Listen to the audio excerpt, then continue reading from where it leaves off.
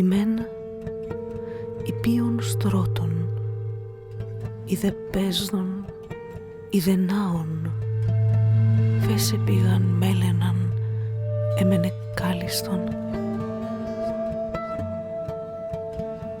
Ημέν υπείων στρώτων, είδε παίζον. Nous remercions aussi la cité audacieuse de la ville de Paris, ce lieu pour et par les femmes, qui nous accueille, qui accueille notre association, les Amis de l'Institut du Châtelet et le conseil d'orientation de cet institut.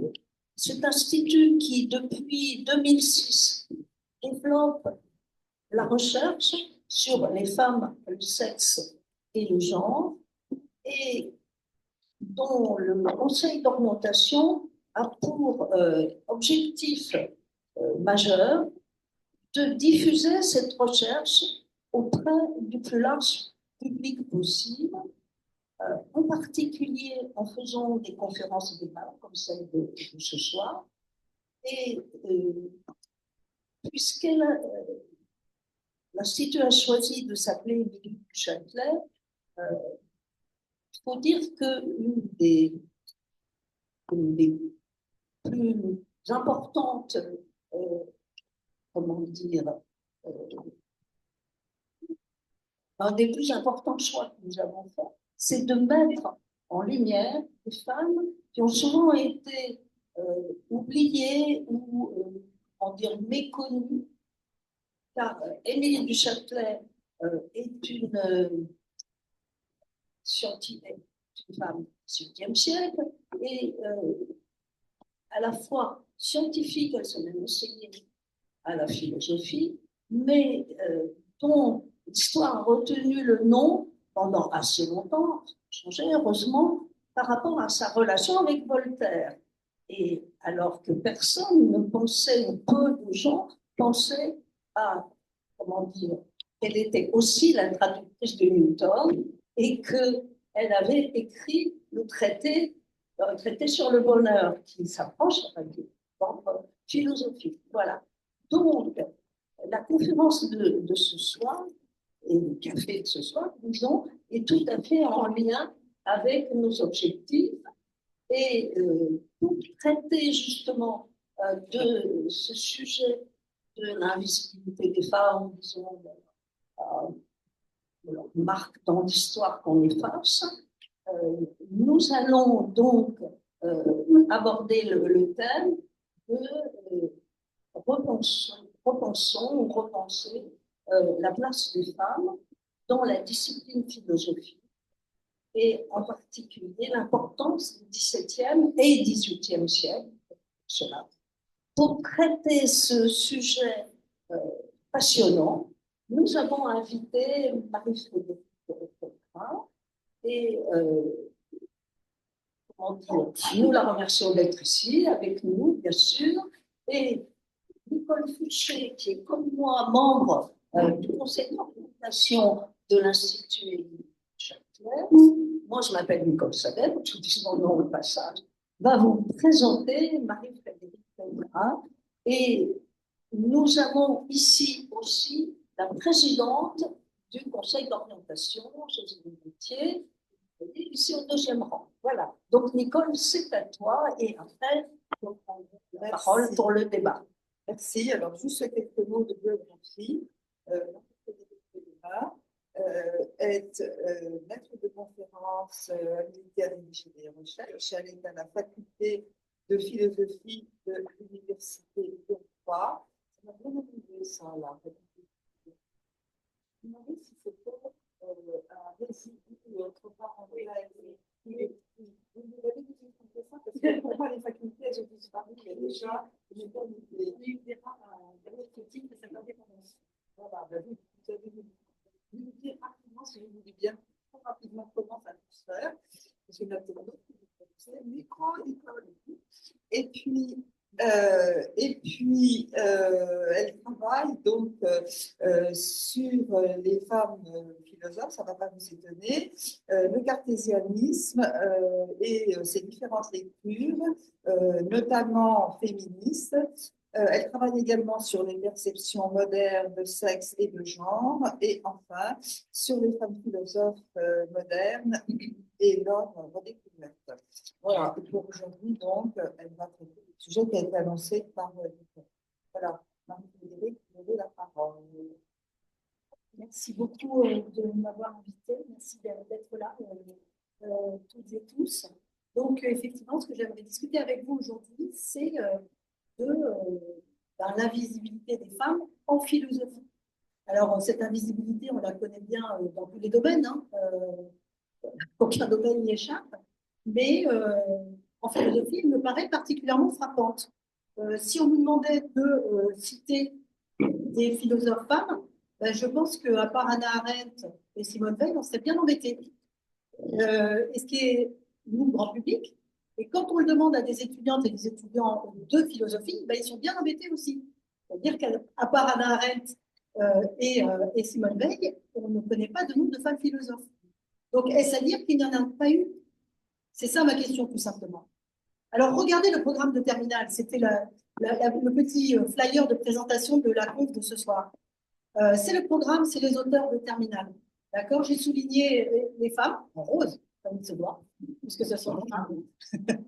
Et ben, vous voyez qu'elles ne sont pas nombreuses. Et puis, comme le déroulé est chronologique, le deuxième aspect frappant, c'est qu'elles sont contemporaines. D'accord? Donc, un, il n'y en a quasiment pas. Et deux, elles sont contemporaines. Donc, qu'est-ce que les femmes, déjà, elles sont très rares à faire de philo, et en plus, elles n'ont commencé qu'au XXe siècle? Je ne crois pas.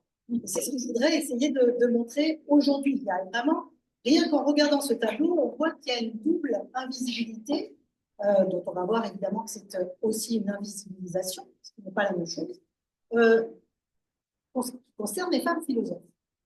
Alors, pourquoi faire ça en fait? Pourquoi il y aurait quelque chose de particulièrement choquant à cette invisibilité qu'on constate dans toutes les sciences et dans tous les domaines du savoir, comme du pouvoir, en philo? Pourquoi c'est particulièrement choquant en philo? Ben parce que moi, je me fais une haute idée de la philosophie totalement des collègues. Mais quand même, pour moi, la philo, c'est ce qui a marqué en haut, quoi. C'est-à-dire, il y a quand même une idée qu'on veut étudier l'être humain dans son entier. Donc, ça veut dire qu'il y a quand même la moitié des gens qui sont des femmes dans les êtres humains. Donc, ça fait quand même pas mal, même un peu plus de la moitié. La philo, pour moi aussi, ben, c'est comment se défaire de nos préjugés. Et évidemment, le préjugé misogyne est sans doute le plus tenace. L'auteur que j'ai édité, dont je vais vous parler ce soir, François Poulain de la Barre, dit même que c'est le préjugé à l'origine de tous les autres. Tous les autres types de préjugés découlent de ce préjugé originaire qui date d'Adam et Ève, qui est le préjugé misogyne. Donc, pour moi, la philo, c'est aussi lutter contre les préjugés. Donc, c'est vrai que j'assigne à la philosophie, pénalement, encore une fois, une tâche importante qu'elle ne semble pas remplir en ne voyant pas la diversité de ceux qui font de la philosophie. Et puis, ben, la philosophie, pour moi, c'est aussi la recherche de valeurs morales, tout simplement. C'est peut-être un peu grandiloquent, mais malgré tout, voilà, quand on fait de la philosophie, il y a une quête éthique hein, des Socrates, la question socratique, quelle vie mener, quelle vie choisir. C'est une question éthique, et donc il y a cet enjeu-là. Et c'est pour ces trois raisons, si vous voulez, que je trouve que l'invisibilité des femmes en philosophie est particulièrement choquante et mérite une petite étude pour nous ce soir. Alors, vous voyez comment j'ai organisé mon propos en trois moments. Hein. D'abord, ben, est-ce qu'effectivement, il n'y a pas de femmes philosophes ou quasiment pas? Ensuite, s'il y en a, parce que vous pouvez dire que je vais en trouver quelques-unes quand même, sinon je ne vous aurais pas pris sur votre temps. Pourquoi on ne les connaît pas? Ce sera mon deuxième moment. Et puis, troisième moment, ben, par quels moyens on peut tenter de les connaître et tenter elles-mêmes de se faire connaître. Bon, voilà les trois questions qui vont diriger mon propos ce soir. Et donc, vous voyez que ma thèse, c'est ce qui s'affiche en dernier dans le slide, c'est qu'il y a quelque chose qui se passe au XVIIe siècle. Il y a vraiment un tournant au XVIIe siècle qui va faire que les femmes vont devenir invisibles en philosophie, ce qu'elles n'étaient pas avant. Voilà la thèse que je vais défendre ce soir. Ce n'est pas à vous que je vais apprendre que l'histoire du féminisme n'est pas linéaire, hein. Ce n'est pas un grand progrès comme ça tout droit. à la fin du XVIIe, les femmes, elles ont moins de droits qu'au début du XVIe. Et ça va aller de mal en plus jusqu'au XIXe, voire le XXe. Et donc, en philosophie comme ailleurs, il y a un phénomène de verrouillage masculin de savoir philosophique qui s'opère au XVIIe siècle. C'est pour ça que cette période me paraît particulièrement cruciale à étudier. Alors, premier élément que je voudrais dépouiller avec vous, c'est évidemment un état des lieux. Est-ce que la philosophie au féminin, ça existe à l'époque qui m'intéresse, donc celle que je vais montrer actuellement qui s'opère, c'est-à-dire l'époque moderne, au sens de l'histoire, hein, au sens commanditaire, moderne par opposition à contemporain, donc 16-17e siècle. Pour réfléchir à ça, d'abord, il faut qu'on définisse notre objet. Qu'est-ce que la philosophie? Et là, j'aimerais partir d'une citation de Descartes qui définit la philosophie, regardez, comme suit. Toute la philosophie est comme un arbre dont les racines sont la métaphysique, le tronc est la physique, et les branches sortent de ce tronc, et les branches qui sortent de ce tronc, sont toutes les autres sciences qui se réduisent à trois principales, à savoir la médecine, la mécanique et la morale. Bon. Alors, je ne sais pas ce que vous pensez de cet arbre de la philosophie, très célèbre, hein, on passe des principes de la philosophie de René Descartes, c'est que ça part dans tous les sens. Donc, en fait, ce qu'il faut savoir, c'est qu'au XVIIe siècle, la philosophie et la science, c'est la même chose. Et que la science, ça englobe des choses que nous, on n'appellerait pas la science. Ça englobe la jurisprudence, la morale, tout un tas de savoirs, y compris la technique, hein, la technique chez Descartes. Tout cela, c'est la philosophie. Donc, pourquoi cette définition générale m'intéresse? Parce que justement, elle est tellement générale que, par intuition, sans aucune recherche scientifique précise, je me dis, c'est quand même pas possible, il n'y a aucune femme qui ait pratiqué aucun de ces types de savoirs. Vous voyez, quand on a une définition aussi large de la philosophie, statistiquement, il me paraît tout à fait improbable qu'aucune femme, ou quasiment aucune femme, n'ait pratiqué aucune de ces disciplines qui sont résumées par cet arbre de la philosophie. Hein. Il parle de trois branches, mais il y en a plein, évidemment. Donc, on s'appuie sur cette définition générale de la philosophie, d'accord? Et maintenant, on enquête. Alors, est-ce qu'il y a beaucoup ou pas beaucoup de femmes dans le domaine, dans le milieu intellectuel, à l'époque moderne? Pour répondre à cette question, il faut s'intéresser à ce qu'on appelle la République des lettres. Vous connaissez cette expression? À l'époque, elle est très, très employée et les savants considèrent qu'il fait partie d'une république transnationale. Vous savez qu'à l'époque, l'Europe est en train de sorte de guerre de religion, il y a tout un tas de conflits dans tous les sens. Donc, les États se font la guerre. Mais au-dessus de ces républiques, les États qui se font la guerre, il y a une république, une vraie chose publique commune, qui est le savoir. Et donc, les savants européens ont constitué cette notion de république des lettres pour justifier d'échanger intellectuellement, même si leurs États, même si leurs nations sont en conflit les unes avec les autres. D'accord? Il y a effectivement, je suis français catholique, je suis hollandais protestant, il y a des grandes différences, mais au-dessus de cela, il y a les lettres, il y a la science, et ça leur a permis, vous voyez ce vocable, de s'autoriser à s'envoyer des livres, à correspondre, à se réunir pour des soutenances de thèse, etc., malgré des différences nationales, nationalistes et les conflits religieux entre leurs nations respectives. Donc, cette notion est très utile pour nous, parce que, évidemment, nous allons savoir si c'est une république de savants ou si c'est une république de savantes et de savants. Alors, j'ai choisi cette petite citation qui est tirée d'un recueil de faits littéraires de la fin du siècle, hein, vous voyez, c'est 1700. Et ce qui m'intéresse dans la citation, vous voyez, je l'ai mis en gras, c'est que cette république des lettres, telle que définie par le littérateur William Marville, elle est composée de gens de toutes nations, de toutes conditions, de tous âges, de tous sexes. Donc, là, pour moi, c'est important que l'auteur pense à inclure les femmes dans cette république savante. Et c'est sur ça que je m'appuie. Alors, est-ce qu'on peut le vérifier empiriquement? Oui, je vais vous donner un exemple que j'aime beaucoup. C'est l'exemple du couple Huygens. Huygens, monsieur et madame Huygens, ce sont des savants et littérateurs hollandais extrêmement connus à leur époque. La famille Huygens, c'est une famille d'intellectuels Ils sont vraiment connus de l'Europe entière. Et René Descartes donc, publie le discours de la méthode, qui est suivi d'essais scientifiques, et il l'envoie à son ami Huygens. Il lui donne son avis. Mais regardez ce que dit ce passage de la lettre de Descartes.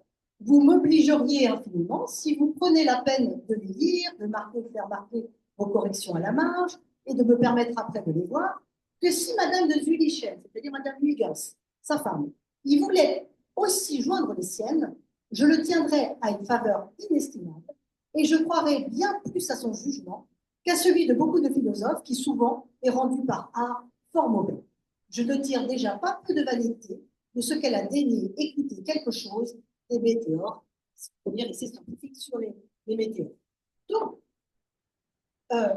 Donc, Descartes dit, voilà mon manuscrit, annote-le, et est-ce que tu peux le également dire à ta femme pour qu'elle donne ses propres annotations. Et le portrait que vous voyez là, c'est quand même un portrait assez rare pour l'époque, c'est-à-dire c'est un portrait d'un couple d'intellectuels. Hein. Le fait même que sa femme soit sur cette image qui montre son importance. C'est vraiment un couple d'intellectuels qui a travaillé ensemble tout le temps. Et Anna van der Leus, la femme de Christian Huygens, elle est une intellectuelle, par facilité, c'est une savante, tout autant que son mari. Et ce portrait est quand même assez extraordinaire parce que c'est vraiment rare. On est le savant et la savante, hein, le mari et la femme ensemble. On sait bien que les femmes ont travaillé dans l'ombre jusqu'à nos jours pour la carrière de leur mari, mais c'est rare que ce soit tellement évident qu'ils travaillent ensemble. Et la femme se retrouve sur un portrait dont j'aime beaucoup ce portrait. Vous pouvez l'analyser. Dans la tête, on la voit un petit peu quand même. Je trouve que ce portrait est magnifique. Et les gravures que j'ai mises, évidemment, ce sont des gravures tirées des essais scientifiques de Descartes qui vient de leur envoyer et sur lesquels il y a des essais d'optique. Bref. Donc, c'est un exemple. Et un exemple, ça fait pas en généralité.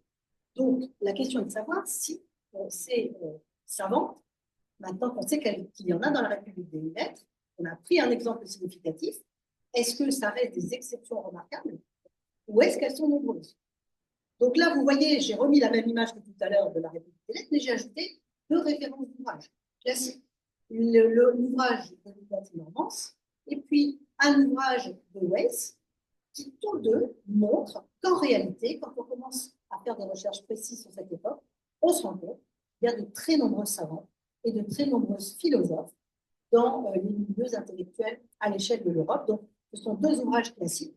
Il y en a eu beaucoup depuis, puisque heureusement, la recherche commence à se saisir de ce sujet. Mais enfin, tout est déjà là dans ces 2 ouvrages. Et je pourrais également m'appuyer sur un témoignage contemporain. Donc là, c'est l'auteur dont je vous ai parlé tout à l'heure, auquel je vais emprunter pas mal de citations ce soir. François Poulain de la Barre, un cartésien féministe que j'ai édité chez Brun et dont je vous conseille la lecture. C'est vraiment quelqu'un de remarquable dans son féminisme, dans la profondeur philosophique de son féminisme. Et regardez ce qu'il nous dit. Combien y a-t-il eu de dames et combien y en a-t-il encore qu'on doit mettre au nombre des savants si on ne veut pas les mettre au-dessus? Le siècle où nous vivons emporte plus que tous les siècles passés. Et comme elles ont égalé les hommes, elles sont plus estimables qu'eux pour des raisons particulières. Il leur a fallu surmonter la mollesse où on élève leur sexe, renoncer au plaisir et à l'oisiveté où on les réduit, vaincre certains obstacles publics qui les éloignent de l'étude et se mettre au-dessus des idées désavantageuses que le vulgaire a des savantes, outre celles qu'il a de leur sexe en général. Elles ont fait tout cela. Et soit que les difficultés aient rendu leur esprit plus vif et plus pénétrant, soit que ces qualités leur soient naturelles, elles se sont rendues à proportion plus habiles que les hommes. Donc, on a un témoignage contemporain, 773, il n'y a jamais eu autant de savantes que de nos jours, dit Poulain de la Barre. Donc, vous voyez, pour moi, ça veut dire que je dois sortir d'un schéma dans lequel j'étais en commençant à m'intéresser aux philosophes modernes femmes, qui était, je vais trouver quelques exceptions précieuses. Quand j'ai commencé à m'intéresser à ce sujet, je me suis dit, tiens, je vais trouver 2, 3 femmes remarquables, ça va être génial, ça va être exotique, ça va être original par rapport à tous les philosophes que j'ai croisés dans mes études et dans mes recherches. Et puis, en fait, cette hypothèse, elle est erronée. Elle est erronée, c'est-à-dire qu'en fait, ces philosophes, elles sont nombreuses. On ne les connaît pas, mais elles sont en réalité nombreuses. Et les contemporains encore le rendent. Alors, on pourrait étayer ce point aussi par un art très développé à cette époque et qui va ensuite malheureusement se arrêter, qui est la liste des femmes illustres. C'est un genre très important à cette époque, depuis le Moyen-Âge. Depuis l'origine de la querelle des femmes, dites des femmes, on fait des listes de femmes illustres. Alors au départ, c'était les femmes fortes de la Bible, etc., etc. Puis petit à petit, le genre a dérivé vers les femmes intellectuelles, vers les femmes savantes. Il y a différentes manières d'être. On peut être une reine, on peut être une sainte, on peut être Judith, etc. Mais on peut être aussi une femme savante. Et donc, ces listes, bon, j'ai mis évidemment Boccace parce que c'est vraiment des sources de cet art de la liste matrimoniale. Mais ensuite, ça se développe avec deux exemples remarquables pour moi, pour mon propos de ce soir, puisqu'ils sont au cœur du XVIIe siècle. D'abord, le livre de Marguerite Buffet, Éloge des illustres savantes. Donc ça, c'est vraiment une source très importante pour comprendre, voir les femmes philosophes du XVIIe siècle. Et puis, le livre de Gilles Ménage, Histoire des femmes philosophes, qui est également une liste de femmes philosophes. Alors, je vous ai mis aussi quelqu'un du XVIIIe siècle, c'est plus ma période, mais quand même, elle est remarquable. Et je voulais vous la signaler, hein, Madame Dupin, d'abord parce qu'elle a le château de Chenonceau, mais c'est pas du tout pour ça. C'est parce que cette Madame Dupin, vous savez peut-être, c'est une amie de Montesquieu, c'est une amie de tous les auteurs des Lumières, et eh bien, elle s'est mise en tête de faire une liste des femmes savantes et d'en faire un dictionnaire qui soit en même temps une défense du sexe, comme on dit à l'époque, c'est-à-dire des femmes. Et elle avait un secrétaire à qui elle a assigné cette tâche qui s'appelle Jean-Jacques Rousseau. Et il n'a pas du tout aimé la balle, je pense que ça l'a vraiment traumatisé. On va voir après ce qu'il dit sur les femmes. Donc, il devait recenser toutes les femmes illustres. Alors, on a des manuscrits, on a les manuscrits de Madame Dupin sur telle ou telle femme, puis avec les annotations de Rousseau, qui lui amenaient de la doc, comme on fait dans une recherche, quoi. Et donc, elle avait ce projet de faire cette espèce d'encyclopédie des femmes. C'est l'époque de l'encyclopédie. Elle veut faire une encyclopédie des femmes. Et alors, Montesquieu, qui l'a courtisé en bas pendant longtemps, a craché sur son projet, dire des propos affreusement misogynes sur elle, etc., en disant que c'est n'importe quoi, c'est ridicule, etc. Et donc, ça va rester à l'état de manuscrit, mais maintenant, il y a des gens très bons, qui sont en train de travailler sérieusement sur ce manuscrit énorme. Il y a des publications sur Madame Dupin maintenant significatives et intéressantes. Je vous ai mis une page du manuscrit avec le nom de Rousseau dans la main. Ça sort de ma période, mais c'est quand même un objet intellectuellement intéressant et qui doit vraiment faire une discussion. Bon. Donc, il y a des listes matrimoniales. Et donc, ce que je voulais dire, c'est que ces listes, regardez ce que j'ai vu. Voilà, une fonction commémorative et publicitaire. Commémorer, c'est-à-dire ne pas l'oublier, et faire la publicité, c'est-à-dire maintenir vivant tous ces gens, toutes ces femmes qui ont écrit. Voilà la double fonction de la liste matrimoniale. Évidemment, les femmes complètement ces fonctions de matrimonio. Et bien sûr. Tout le deuxième moment de mon propos de ce soir. Bon, maintenant, on sait qu'elles existent. On sait que ce ne sont pas des exceptions remarquables et dispersées. Alors, et aucune. Je fais de la philo du 17e depuis 25 ans. C'est pas de nous, tout simplement. Bon, alors, je vais tenter une recherche de cause dans ce deuxième moment.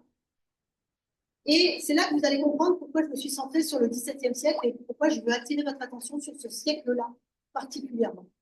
Parce qu'en fait, au XVIIe siècle, il se passe quelque chose de terrible, si je puis dire, dans l'histoire des institutions savantes. C'est la création des académies, notamment les grandes académies nationales, hein, l'Académie des sciences, en 1766, l'Académie française, etc. Et en fait, l'institutionnalisation des sciences, ben, c'est une catastrophe pour les femmes. Et vous savez bien pourquoi. Parce qu'en fait, avant, on discute de choses en mixité. On discute de choses savantes dans des lieux mixtes, c'est-à-dire soit des conférences, soit des salons. Bien sûr, l'université, elle n'est pas mixte. OK. Mais ce n'est pas là que se discute la science nouvelle, de toute façon. L'université, c'est un lieu de la réaction complète. On fait de l'Aristote, christianisé. Donc, tout ce qui est nouveau, que ce soit en philosophie, Descartes, ou en sciences, Galilée, ce n'est pas à l'université que ça se passe, c'est ailleurs. Et ailleurs, c'est d'abord dans des lieux mixtes, des salons, des conférences, sauf qu'il va y avoir création d'institutions savantes, et comme vous le savez, bah, ces institutions, elles ne sont pas mixtes. Alors, je voudrais vous donner 2 exemples rapides. D'abord, sortir un petit peu de la France un instant, en parlant des sœurs et de son frère, les Boyle, très très grands savants anglais. Au départ, c'est un cercle qui s'appelle le Hartlepool Circle, et ce cercle, il est mixte. Et Catherine Boyle, elle travaille avec son frère, ensemble, ils habitent ensemble, ils ont leur laboratoire ensemble, ils font de la philo, de la science, tout ce que vous voulez, ensemble. Et ils invitent tous leurs amis, philosophes, scientifiques, à la maison pour des soirées scientifiques. Donc jusque-là, tout va bien. Et créé en 1660 la Royal Academy. Là, tous les gars étaient dans la cuisine de Catherine et Robert entrent à l'académie, mais non, évidemment. Donc tout ce qui se passait dans un lieu privé, entre amis, mais qui était un lieu de fermentation intellectuelle, mixte, est transféré à un lieu institutionnel non mixte. Et donc, Catherine Jones, bah, elle a des échos de ce qui se dit à la Royal Academy, mais évidemment, elle n'en est pas membre. Pour revenir en terre française, deuxième exemple rapide, bah, elle a aussi un frère et une sœur, les Scudéry. Madeleine de Scudéry, elle est à l'origine de la.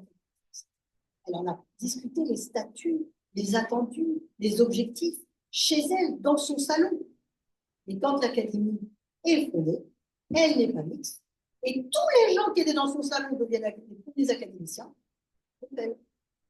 Alors, ils donneront le premier prix d'éloquence, le nom de consolation, mais enfin, les femmes ne sont pas admises à l'Académie française. Donc là, vous voyez, on voit très bien que l'institutionnalisation marque un recul spectaculaire de la mixité dans le partage des savoirs à cette époque. À nouveau, Poulain présente très bien les choses, regardez. Il fait une espèce de mini-généalogie de la science.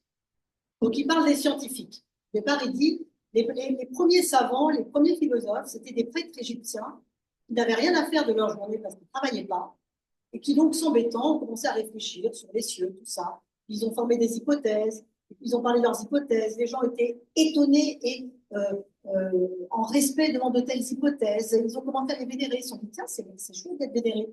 Et donc, ils ont instauré un culte, ils ont instauré ils ont dit non, on ne va pas partager notre savoir. Donc, c'est toute une généalogie assez ironique comme ça, du fait que le savoir est lié à la fainéantise et à la volonté de détenir tout le pouvoir pour soi-même, caractéristique des hommes, selon lui. Et après, il dit la chose suivante. Lorsque plusieurs donc, de ces savants en furent imbus, ils s'assemblèrent en certains lieux pour en parler plus à leur aise. Pardon. Chacun disant ses pensées, les sciences se perfectionnèrent. On fit des académies où l'on appela point les femmes. Et elles furent de cette sorte exclues des sciences comme elles l'étaient mixtes. Voilà le résumé de la situation. Je le dis beaucoup mieux que moi. Et alors ça, c'est très contraignant parce que du coup, ça explique maintenant, on a notre première pause, on comprend plus profondément. Là, on avait le dispositif social qui explique qu'on ne connaît pas les savantes et les philosophes de cette époque, mais on a la cause profonde. Regardez, la cause profonde, elle est sociale. La contrainte dans laquelle on les retenait, les femmes, hein, n'empêcha pas que quelques-unes n'eussent l'entretien ou les écrits de savants. Donc, il y a quand même quelques femmes qui sont au contact des savants. Elles égalèrent en peu de temps les plus habiles. Et comme on s'était déjà forgé une bienséance importune, les hommes n'osant venir chez elle, ni les autres femmes s'y trouver, de peur qu'on en prit ombrage, elles ne firent point de disciples, ni de sectateurs, et tout ce qu'elles avaient acquis de lumière mourait inutilement avec elles. Donc, là, il y a aussi une réponse. C'est qu'elles n'ont pas de disciples. Les femmes n'ont pas de disciples. Elles ne sont pas professeurs. Elles n'écrivent pas toujours. Hein, le salon, c'est souvent oral, comme type de transmission du savoir. Et puis, il y a toutes ces règles de bienséance qui fait qu'on va les taxer de galanterie, de pédanterie, etc. Donc, les contraintes sociales sont tellement fortes pour elles qu'en fait, il y a difficulté extrême à transmettre leur savoir. Elles, leur savoir, mourrait avec elles, cette phrase très belle. C'est horrible. C'est exactement la situation. Deuxième cause, deuxième ensemble de causes, c'est évidemment que le savoir est un pouvoir. Je ne vais pas vous faire du suivi, Michel Foucault, mais la généalogie de ces prêtres égyptiens, elle est parlante. Hein. C'est-à-dire qu'effectivement, en fait, il s'est passé quelque chose de catastrophique, qui est que les savants, en fait, trahissent la République des lettres, au sens où ils n'ont pas du tout envie de diffuser leur savoir. Ils ont envie de le garder parce qu'ils voient bien que c'est une source de pouvoir. Là aussi, on l'analyse très bien, c'est-à-dire qu'il dit, en fait, on s'est trompé sur ce que c'est que le savoir. Le savoir, c'est un trésor. Mais c'est un trésor qui ne se démonétise pas. Parce que quand vous maniez des pièces, si vous les maniez pendant 20 ans, elles passent de main en main, bah, elles vont s'user et puis à la fin, il n'y aura quasiment plus de pièces. Mais le savoir, dit non, c'est pas ça. Le savoir, c'est un trésor commun et tout le monde s'enrichit. Tout le monde peut s'enrichir avec ce savoir. Il n'y a pas à le garder, c'est pas, il n'a pas à garder sa cassette. On peut le partager, répartir entre tous, sans qu'il se démonétise du tout. Au contraire, plus il est répandu, plus il nous enrichit les uns les autres. Troisième cause, c'est la misogynie savante, particulièrement. C'est-à-dire qu'en fait, il y a un problème de crédibilité de la parole féminine, évidemment, je ne vous l'apprends pas. Et j'ai choisi un extrait que j'affectionne énormément, un extrait que je tire de la philosophe Marie de Gournay, sur laquelle je vais revenir après. Je ne suis pas très pédagogique, ce que je fais, je ne la présente pas maintenant, je vais la présenter dans le temps, mais je voulais partir de cette citation. C'est une citation tirée de sa propre expérience. Qu'est-ce qui se passe quand il y a une assemblée de savants, au milieu de laquelle se trouve une ou des femmes, en l'occurrence une, comme elle, une grande savante du XVIIe siècle. Alors regardez ce qui se passe. De quelle injuste façon le sexe féminin est-il ordinairement traité, aux conférences autant qu'il s'y met. Les femmes vont dans des conférences, des lieux savants. Qu'est-ce qui se passe? Et suis si peu, ou pour me dire si fort glorieuse, que je ne crains pas d'avouer que je le sais de ma propre expérience. Cette remarque de sa propre expérience. Plus, mesdames, les raisons et les méditations de Carnéade, Carnéade qui a dirigé l'Académie de Platon pendant des années, il y a si chétifs qui ne les rembarre avec approbation de la plupart des assistants, quand, avec un sourire seulement, ou quelques petits branlements de tête, son éloquence muette aura dit, c'est une flamme. J'adore ce petit paragraphe. Il n'y a même pas besoin de parler. On s'échange de bonheur. Et la parole est décrédibilité parce que c'est une femme qui parle. Donc, il y a un problème qui est le problème de la misogynie savante. Là aussi, je reviens à Poulain-Babar, puisque, en fait, ce que dit Poulain, c'est que le problème, c'est que les savants, ils donnent le là de l'idéologie dominante. Si les savants sont misogynes, alors, dit Poulain dans cet extrême, je me marre, alors, dit Poulain, le vulgaire va suivre. Ah, si les savants disent que les femmes sont inférieures, s'il y a des grands traités de médecine et de philosophie pour le dire, c'est qu'ils ont raison. Donc, dit Poulain, bien sûr, il y a deux types de misogynie. Il y a la misogynie vulgaire et la misogynie savante. Mais, dit-il, la plus importante, c'est la savante. C'est elle qui fait l'idéologie dominante. Et c'est de la faute des savants si la parole des femmes, le savoir des femmes est décrédibilisé, méconnu, voire inconnu. D'où le troisième moment que je voudrais vous présenter dans mon intervention de ce soir. Elles sont nombreuses. On a serré différentes causes à leur invisibilité, mais est-ce que à l'époque dont je parle, la modernité, elles sont aussi invisibles que maintenant? Et la réponse est non. Alors, je vais essayer de faire ça avec différents exemples, notamment des thèses un peu plus générales. Je partirai d'un illustre inconnu qui s'appelle Louis de Lesclache. Louis de Lesclache, c'est un professeur de philosophie hyper connu, hyper recherché à l'époque. Il vit de cours particuliers. Il est très prisé dans les salons. Et il écrit des tas de bouquins de philo pour vulgariser la philosophie aristotélicienne. C'est un aristotélicien, mais qui considère que Aristote est décrédibilisé par l'usage pédant qui en est fait à l'université. Il essaye de faire, si vous voulez, un Aristote de salon, un Aristote glamour. Et il écrit tout un tas de bouquins pour vulgariser à Aristote. Et il y en a un qui m'intéresse particulièrement, puisqu'il est particulièrement dédié aux femmes. Les avantages que les femmes peuvent retirer de la philosophie.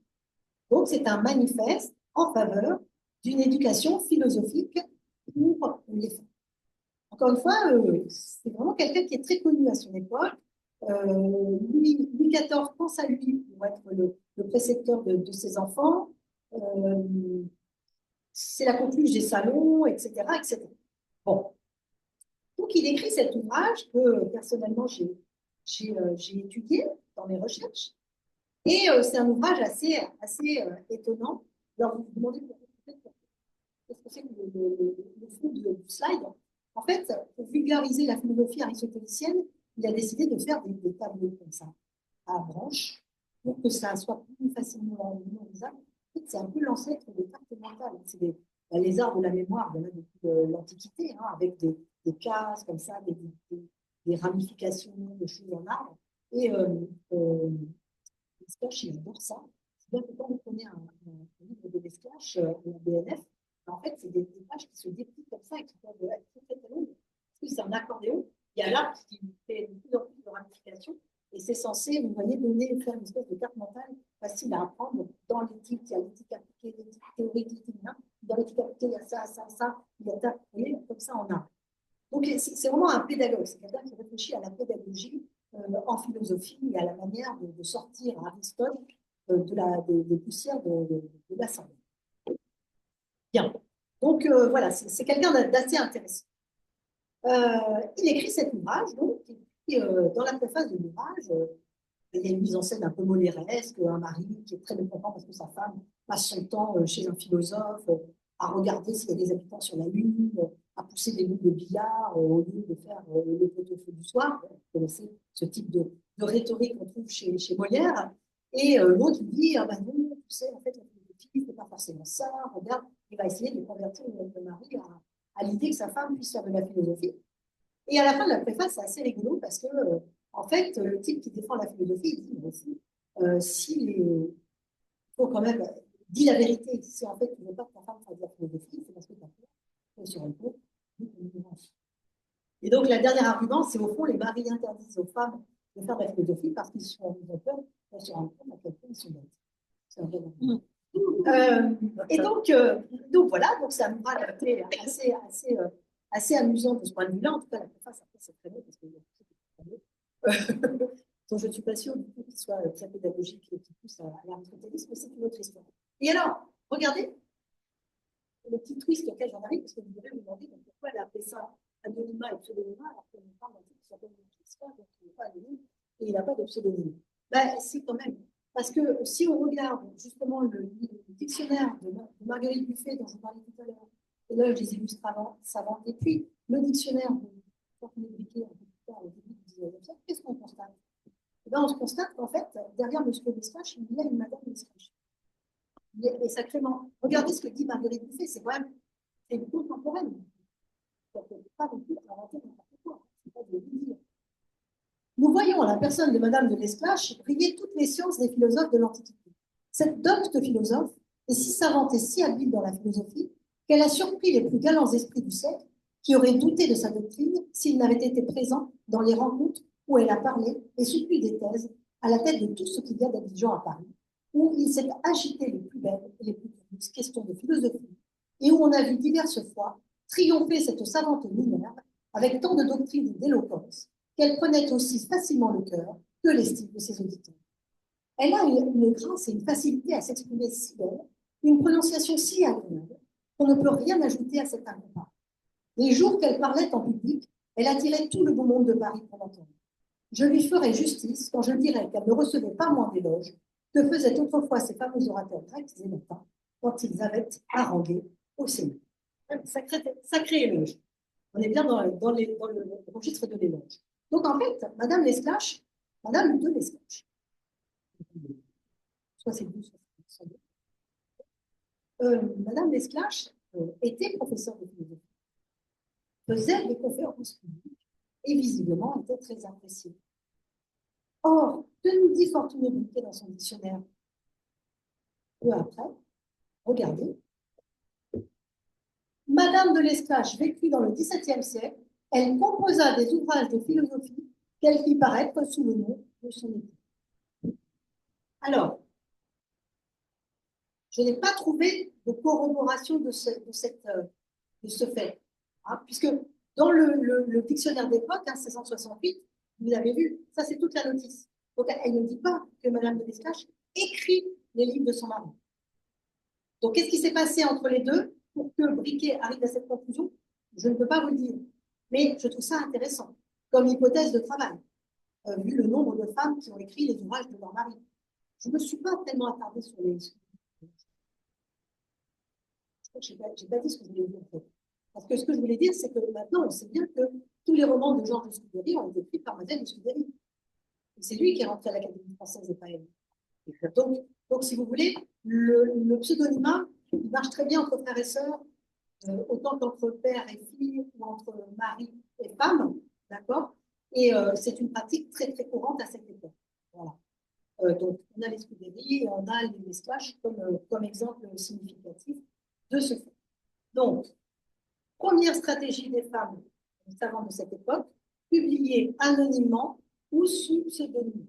D'accord? C'est la première stratégie. Ça permet d'éviter d'être accusée d'être pédante et malgré tout de publier. Et si vous publiez sous nom de frère, père ou mari, ben, ça donne une espèce de vernis de respectabilité. Deuxième stratégie. Le mentorat et l'affirmation de soi. Donc ça, c'est une deuxième stratégie. On a présenté tout à l'heure rapidement la République des lettres à l'époque moderne. La République des lettres suit des protocoles d'admission très stricts qui n'ont pas tellement changé de nom. Parce que quand vous voulez être reconnu comme savant ou savant maintenant, ben, il faut aller voir tel prof il faut telle lettre de recommandation, il faut publier dans telle revue. Bon, ça existe, toutes ces règles comme ça de cooptation, elles existent à cette époque. Et notamment pour entrer dans la République des lettres, il faut des mentors. Il faut du mentorat. Ça, c'est le mentoring, comme dit c'est très, très important maintenant, mais encore plus à cette époque. C'est un cercle quand même assez fermé et vous pouvez difficilement entrer sans avoir des gens qui vous adorent. Et c'est là que je voudrais vous parler plus précisément de Marie de Gournay. Marie de Gournay, donc, très grande savante du XVIIe siècle, qui a excellé dans tous les arts, la poésie, la traduction, l'édition, la philosophie, la polémique politique, enfin, elle a tout fait. Et Marie de Gournay, donc, quand on connaît son nom, en général, l'expression qui vient immédiatement après, c'est fille d'alliance des mondes. Si on fait un truc sur Marie de Gournay, c'est quand même la fille d'alliance des mondes. Et je vous ai mis l'extrait dans lequel Montaigne fait l'éloge de Marie de Gournay. J'ai pris plaisir à publier en plusieurs lieux l'espérance que j'ai de Marie de Gournay. Le Jard, la fille d'Alliance, est certes aimée de moi beaucoup plus que paternellement, et enveloppée en ma retraite et solitude, comme l'une des meilleures parties de mon propre être. Je ne regarde plus qu'elle au monde. Si l'adolescence peut donner présage, cette âme sera un jour capable des plus belles choses, et entre autres de la perfection de cette très saine amitié où nous ne visons point que son sexe ait pu monter encore. La sincérité et la solidité de ses mœurs sont déjà battantes, son affection vers moi plus que surabondante. Est-elle en somme qu'il n'y a rien à souhaiter, sinon que l'appréhension qu'elle a de ma fin, pour les 55 ans auxquels elle m'a rencontré, la travailla moins cruellement. Le jugement qu'elle fit des premiers essais, et femme, et en ce siècle, et si jeune, et seule en son quartier, et la véhémence fameuse dont elle m'aima et désira longtemps sur la seule estime qu'elle prit de moi, avant m'avoir vu, c'est un accident de très digne considération. Qu'est-ce qu'il est en train de raconter?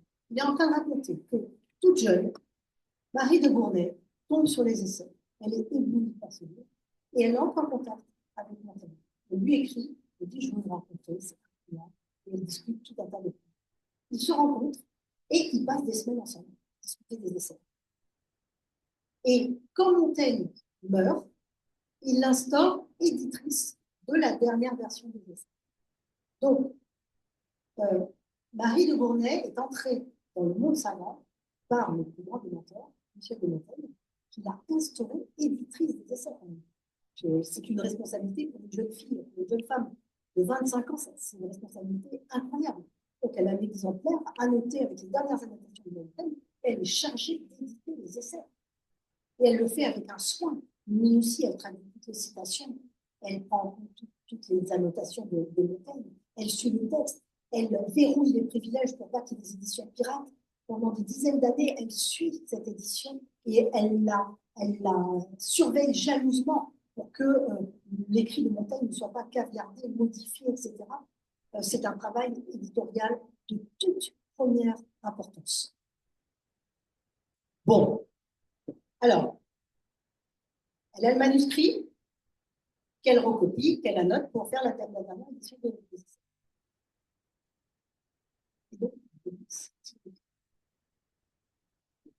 Parce qu'il n'y a pas de manuscrit. Donc, en fait, on se demande si c'est Marie de Gournay qui a écrit ces paroles. Et ce serait génial. Et elle a bien raison. C'est-à-dire qu'en fait, peu importe l'authenticité, peu importe l'auteur du texte. Rétrospectivement, si vous voulez, l'autorité, elle l'a eue grâce à ce paragraphe, puisqu'on la connaît comme fille d'alliance de Montaigne. Mais c'est génial. C'est génial. Qu'il y ait ce mystère autour de la question de savoir est-ce que c'est de l'autopromotion pour mettre un pied dans la porte ou est-ce que Montaigne a véritablement écrit ce paragraphe.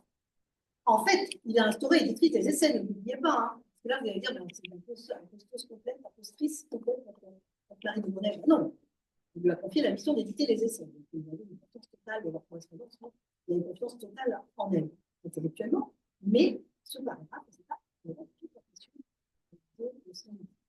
Je trouve ça incroyablement génial. Donc, il faut un mentor. Et elle avait un mentor très très puissant par la personne de Michel de Montaigne. Et à partir de là, elle est, j'allais dire intouchable, elle est obligée de polémiques, de dénigrement et de caricatures extrêmement violentes, de misogynie crasse de la part des autres littérateurs et du savants à son époque. Mais en fait, peu importe, elle est dans le monde savant. Et elle a un petit salon où viennent tous les auteurs importants de cette époque.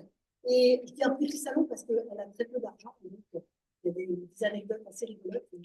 Le salon de Marie de Gournay, parce que il n'y a pas des petits fous. Quand on fait un salon, il y a des petits fous. Hein.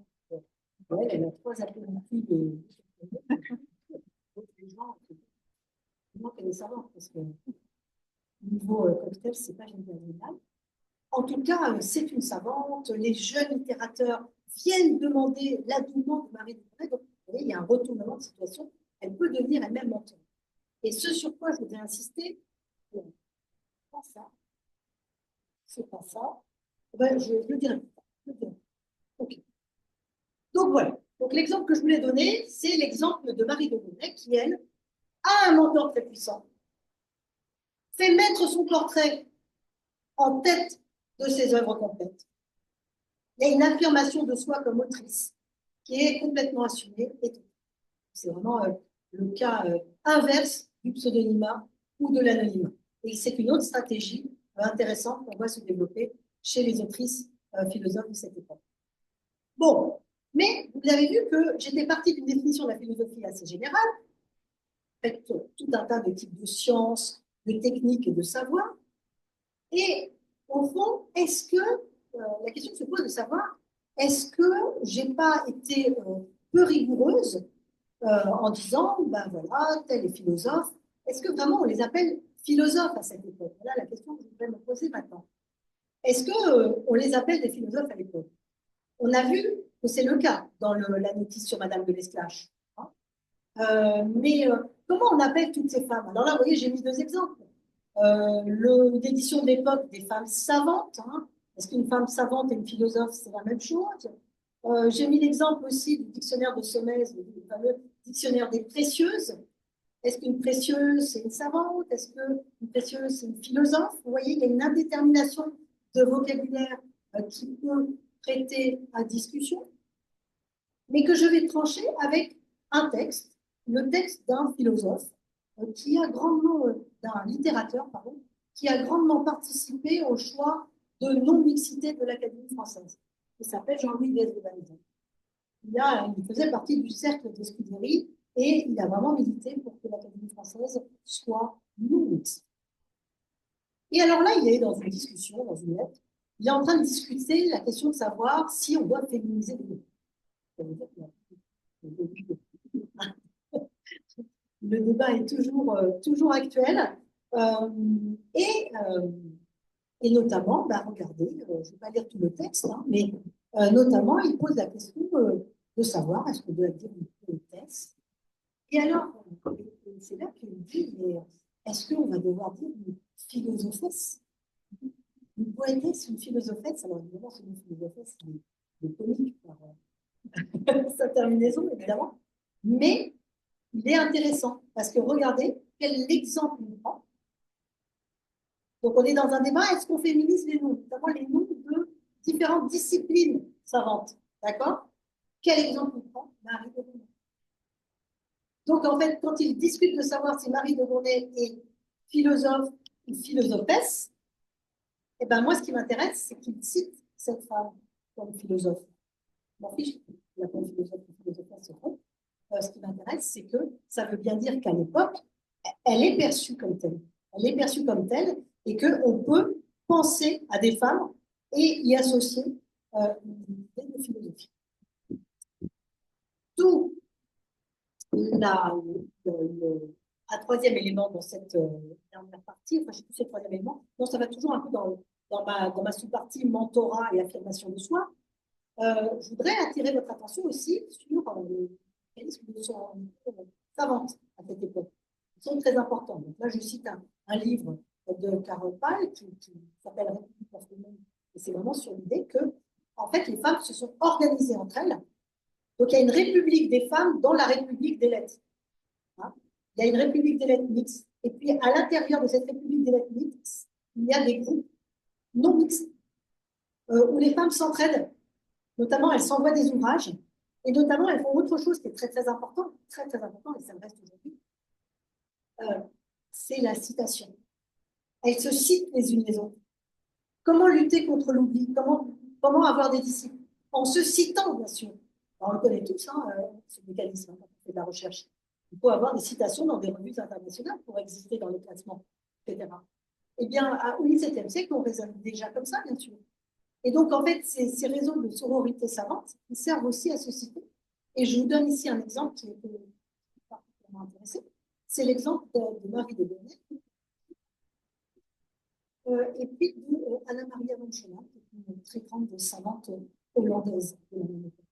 Et Anna Maria von Schoenmann, elle écrit un traité sur la question de savoir s'il faut éduquer les filles, en dialogue avec un pasteur protestant particulièrement agréable, qui s'appelle André Dumay, mais qui est le solitaire à l'époque. Donc, elle lui envoie son petit traité, fils en écriture, là. Bon. Et donc, dans cet échange avec André Rivet, elle cite Marie de Gournay. Elle lui demande, mais vous êtes d'accord avec Gournay qui affirme dans son traité l'égalité entre les hommes et les femmes? Vous êtes d'accord avec cette thèse de l'égalité? Et donc, et ensuite, elle écrit à Gournay pour lui dire, je vous ai cité dans mon échange avec Rivet, qui va être publié, pardon pour la faute d'orthographe, qui va être publié, donc je vous ai cité, et Gournay lui répond en lui disant, eh bien, dans la prochaine édition de mon livre, je vous citerai. Et on a les échanges où elle se dit, je vais te citer, tu vas me citer, échange de bons procédés, pour plus de visibilité entre femmes philosophes. C'est vraiment marrant qu'elle le dise elle-même. Hein. Alors, je vous ai mis la citation de une petite phrase de Rivet, parce que quand Schumann lui dit bon, alors vous êtes d'accord avec cette thèse de l'égalité, si les sexes sont égaux, alors les femmes doivent être autant éduquées que les hommes. Et regardez la réponse de Rivet. Je ne crois pas devoir encourir votre haine si contre la maxime de la demoiselle de Gournay, je dis avec l'apôtre que la femme est un vaisseau plus fragile que l'homme. Donc, non. Non, il n'est pas d'accord. Bon. Et donc, voilà, ces réseaux de sororité savante sont très importants. D'où la dernière figure que je voudrais évoquer avec vous, celle que j'ai le plus travaillé avec Marie de Gournay, c'est la figure d'Élisabeth de Bohême. Élisabeth de Bohême, elle est un peu plus connue que d'autres parce qu'elle est princesse et qu'elle a aussi une destinée politique. Elle a entretenu une correspondance avec René Descartes de 1643 à 1650. Donc, les 7 dernières années de la vie de Descartes, ils ont une correspondance philosophique qui, pour moi, est la correspondance philosophique la plus accomplie, la plus magnifique de l'histoire de toutes les correspondances philosophiques.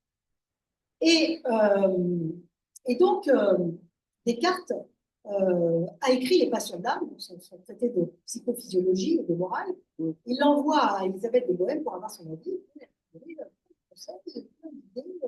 Et il va beaucoup amender le manuscrit face aux réponses d'Élisabeth de Bohême. Cette correspondance est énorme, touche à tous les domaines. Élisabeth de Bohême est savante, elle est philosophe, elle est mathématicienne, elle est physicienne, elle est astronome. C'est quelqu'un de tout à fait incroyable. En fait, son père a été roi très peu de temps. Après, sa famille est en exil. Et en fait, toute sa vie, il a été occupé à essayer de restaurer sa famille sur le trône. Or, tous ses frères et sœurs, ça part dans tous les sens. Son frère se convertit au catholicisme, donc il ne peut pas devenir roi parce que c'est un pays protestant. Sa sœur tombe enceinte d'un soldat, c'est la honte, elle n'est pas mariée. Donc, tous ses frères et sœurs, c'est une catastrophe. Il y a quelqu'un qui essaie de venir un peu la baraque avec sa mère, et de bâtir une cour itinérante, montrer qu'ils ont un statut de roi, qu'ils sont faits pour être roi, etc., alors qu'ils ont des bois sur des bois. Ça ne l'empêche pas de faire la science partout où elle se trouve, et d'inviter tous les savants, et d'organiser des universités. Enfin, c'est une femme extraordinaire. Bon. Et donc, cette Élisabeth de Bohême, quand on la connaît consacrée. Au point que Descartes lui dédie son dernier grand ouvrage, Les principes de la philosophie. Les principes de la philosophie sont dédiés à Élisabeth de Bohême. Et j'ai mis plusieurs petites citations pour vous voyez un petit peu de l'idée. Première citation, donc Descartes est en train de parler d'Élisabeth, il dit, donc il admire, pour le soin qu'elle a eu de s'instruire, il paraît assez de ce que ni les divertissements de la cour, ni la façon dont les princesses ont coutume d'être nourries, qui les détournent entièrement de la connaissance des lettres, n'ont pu empêcher que vous n'ayez très diligemment étudié tout ce qu'il y a de meilleur dans les sciences. Et on connaît l'excellence de votre esprit en ce que vous les avez parfaitement apprises en fort peu de temps. Pourquoi j'ai isolé ces deux phrases? Parce que là, je trouve qu'il y a une notation sociale, Gloria. Descartes, il n'est pas très social. Les classes sociales, etc., c'est pas trop son truc. Mais là, il y a quand même l'idée que, bah oui, les princesses sont élevées dans le divertissement et rien, quoi. Et qu'elle, elle a réussi à s'instruire malgré cette contrainte liée à l'éducation des filles, et notamment des filles bien nées, qui ne sont pas beaucoup plus loties que les filles des classes populaires. Deuxième extrait que j'ai pu rapidement vous présenter rapidement, c'est toujours Descartes qui fait l'éloge d'Élisabeth. Je remarque presque en tous les savants que ceux qui conçoivent aisément les choses qui appartiennent aux mathématiques ne sont nullement propres à entendre celles qui se rapportent à la métaphysique. Mais au contraire, que ceux à qui celles-ci sont aisées ne peuvent comprendre les autres. En sorte que je puis dire avec vérité que je n'ai jamais rencontré que le seul esprit de votre Altesse, auquel l'un et l'autre est également facile, et par conséquent, j'ai juste raison de l'estimer incomparable. En fait, en philosophie, soit vous êtes plutôt côté science, soit vous êtes plutôt côté métaphysique. Et ce que dit Descartes, c'est qu'Élisabeth de Bohème est la seule qui a à la fois l'esprit pour la science et l'esprit pour la métaphysique. Je vais bientôt conclure. Alors, il me semble qu'il y a un dernier point très important à évoquer, c'est mais quelle différence entre un philosophe homme et un philosophe femme, au fond? Pourquoi il faudrait qu'on mette en exergue les femmes par rapport aux hommes? Donc, cette question, elle est très, très importante et très complexe. C'est-à-dire qu'il y a d'abord la question de savoir, est-ce que les philosophes femmes, on ne les connaît pas parce que la manière dont elles écrivent est particulière? C'est la première thèse que je voudrais développer un tout petit peu. En fait, les philosophes femmes, on ne les connaît pas parce que le canon philosophique, il est extrêmement normé et que les philosophes femmes, elles ont des modes d'écriture qui ne correspondent pas à ces normes. Il faut savoir que le canon philosophique a été établi au XIXe siècle, notamment dans les manuels scolaires allemands, et que ça a distingué les petits et les grands philosophes, les petits et les oubliés. Et que ce canon, il a été transmis jusqu'à nos jours, sans jamais être véritablement modifié. Quels efforts il a fallu pour mettre 6 femmes au programme de terminale? C'est tout récent. Donc, en fait, le problème, c'est que si ces femmes ne sont pas dans les manuels, c'est parce que justement, elles écrivent des lettres, elles ont des enseignements oraux. Les Splash, il participe beaucoup au salon de Ninon de l'Enclos. Ninon de l'Enclos, tout le monde l'appelle la philosophe à l'époque du XVIIe siècle. On n'a pas eu de livre de philosophie. Parce que ça, c'était oral. Donc, en fait, il y a des modes de philosophie propres aux femmes qui font que la transmission est très délicate et très difficile. Si vous êtes inspectrice de l'éducation nationale, si vous êtes prof, eh ben, c'est très difficile de mettre des femmes au programme, outre en dehors des contemporaines, parce qu'elles connaissent les codes. Mais les femmes dont je vous parle là, en fait, c'est difficile parce qu'elles n'écrivent pas des grands traités. C'est parfois, Marie de Gournay, c'est des textes polémiques. Élisabeth de Bohème, c'est des lettres privées. Donc, vous voyez, c'est des types de textes, c'est des formes philosophiques qui sont difficiles à mettre dans un programme de concours, dans un programme de classe, ou à prendre au sérieux, parce que ce n'est pas des gros pavés, des gros traités, comme on peut le savoir. C'est la première chose que je voudrais mettre en exergue.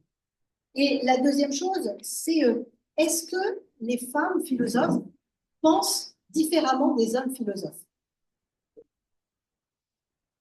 C'est la vraie question. Est-ce qu'elles pensent différemment? Eh bien, ça dépend. Ça dépend des personnalités. Il n'y a aucune raison qu'elles fassent oui pour répondre à cette question. Donc, il y a des femmes philosophes qui pensent les mêmes problèmes que les hommes philosophes.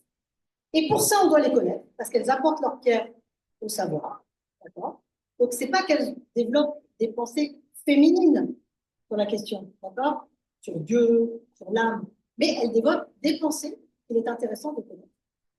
Et puis, il y a des femmes philosophes qui prennent en compte leur féminité, qui réfléchissent à la féminité, ou qui ont un point de vue qui peut être différent du fait de sa féminité.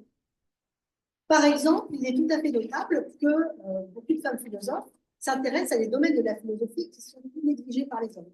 Par exemple, la philosophie de l'éducation, la philosophie morale, la question évidemment du corps propre, qui est très importante pour les femmes, parce que justement, dans les traités de médecine, ce sont des hommes qui parlent du corps féminin, et donc c'est tout à fait folklorique, ce qu'ils en disent. Donc, elles ne font pas non. Il y a des femmes qu'il faut connaître parce qu'elles participent au débat philosophique à l'époque, autant que d'autres philosophes, petits ou grands. Donc, il n'y a aucune raison que seules les femmes soient exclues.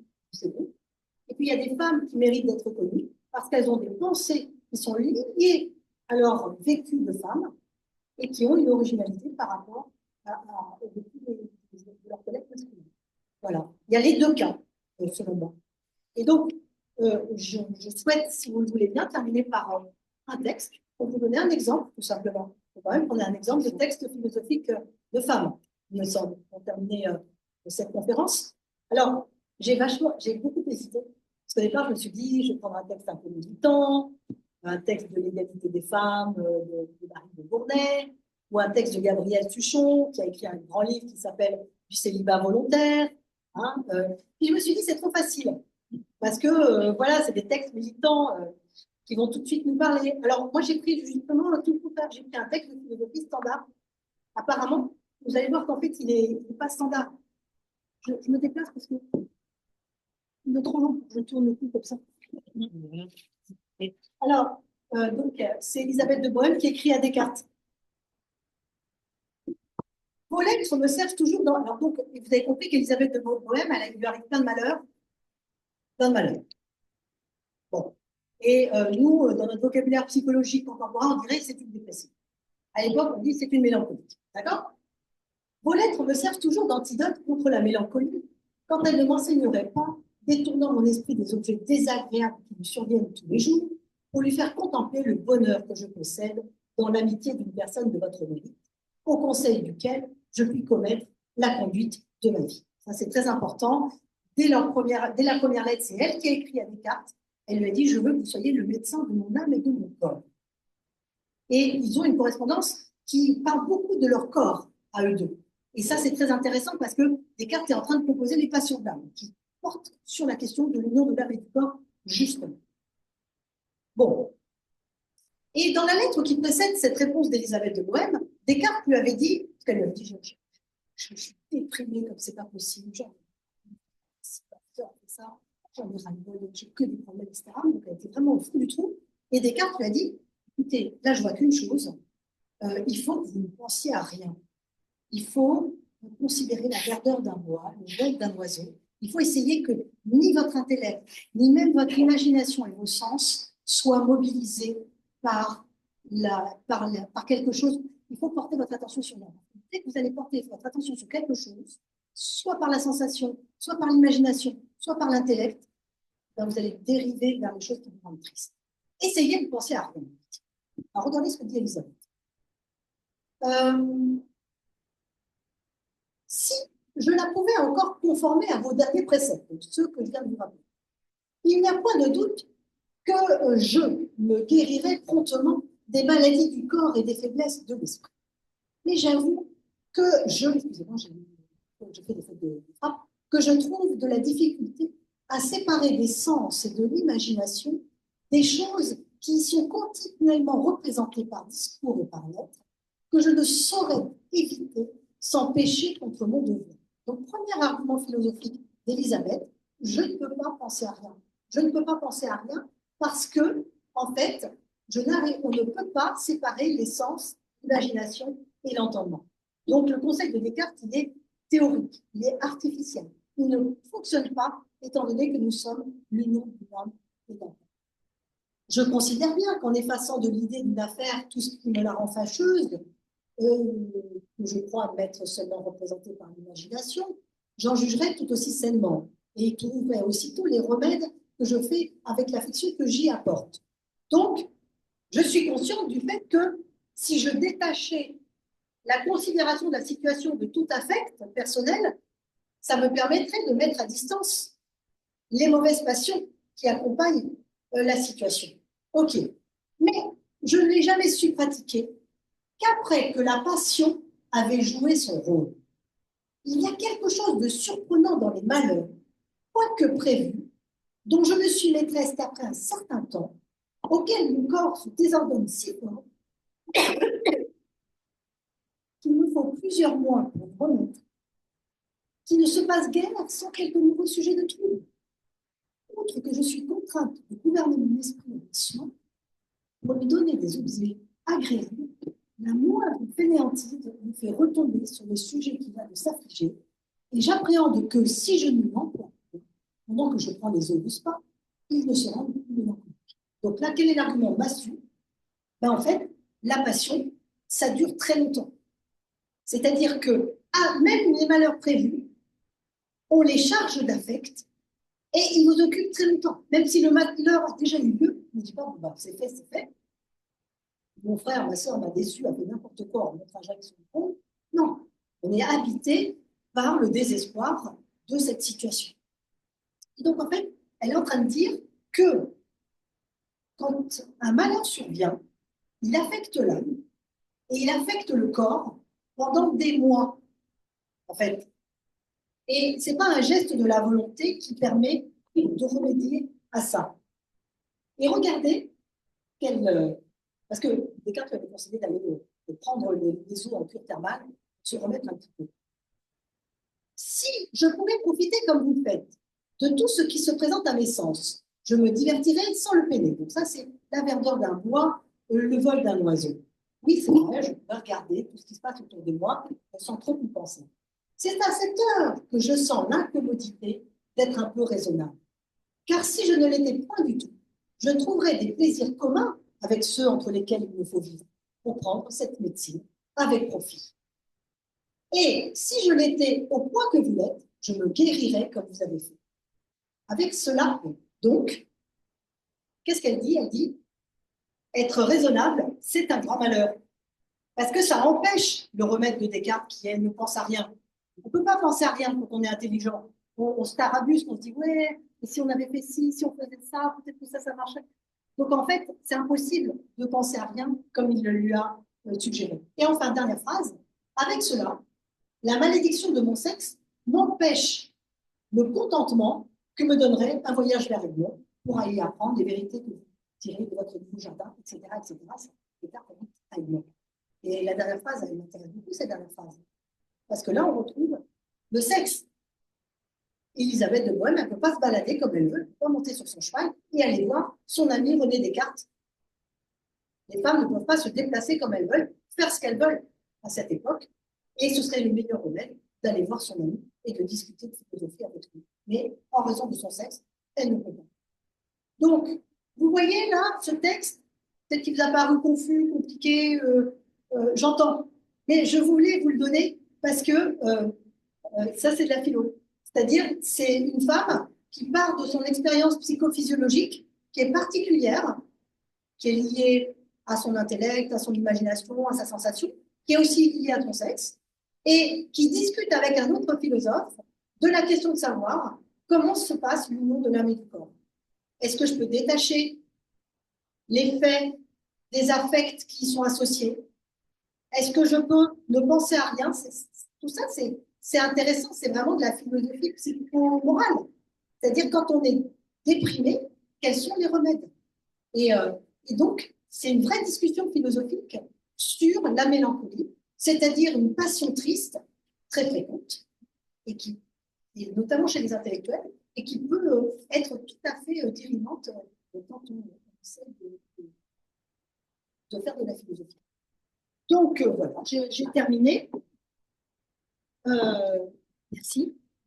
J'ai terminé donc, en disant la chose suivante. Là, vous voyez, je pense que c'est la tâche de l'histoire de la philosophie de mettre au jour ces figures oubliées, parce que ces figures oubliées, soit elles sont originales, soit elles ne sont pas originales.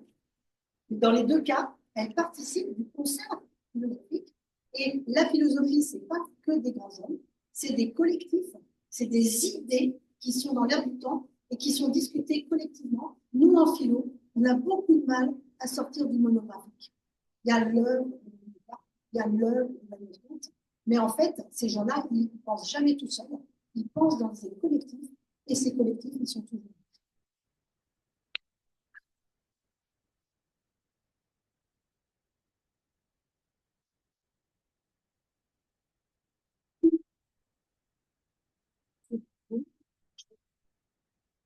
Silence, remplit la salle, euh, et vos âmes et vos corps. Donc.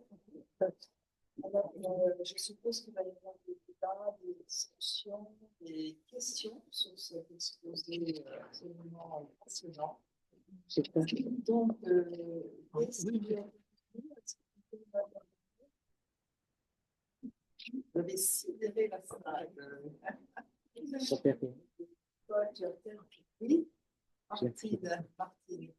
Est-ce que vous avez des choses importantes? C'est bon. Bonjour et merci beaucoup pour cet exposé. Est-ce que vous avez l'impression qu'aujourd'hui les choses ont changé? Ou est-ce que finalement, dans le cercle, soi-disant plus ouvert, davantage mixte, c'est comme avant? Dans le sens. Donc, comme on a dit tout à l'heure, les philosophes femmes maintenant connaissent les formes académiques, d'où leur timide présence dans le programme au XXe siècle. Elles écrivent des livres plus longs, des traités, etc. etc. Et quand on observe, moi je suis professeur, hein, bien sûr, comme beaucoup d'entre vous, et peut-être, je ne sais rien en fait. Et donc, on voit bien que nos classes sont mixtes.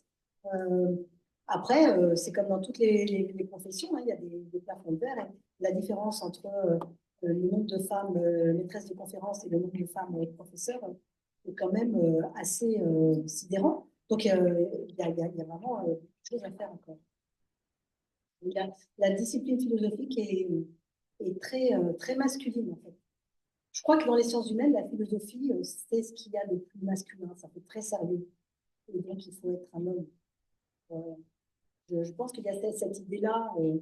Vous voyez, on parlait si vous regardez les sous-disciplines de la philosophie, on va mettre en exergue des sous-disciplines comme la métaphysique, et puis la philosophie de l'éducation, justement, ça va être complètement, au contraire, décrié. Or, ça, c'est très genré, en fait. Les intérêts sont très différents pour l'une ou l'autre de ces sous-disciplines philosophiques. Et donc, il y a encore beaucoup de boulot.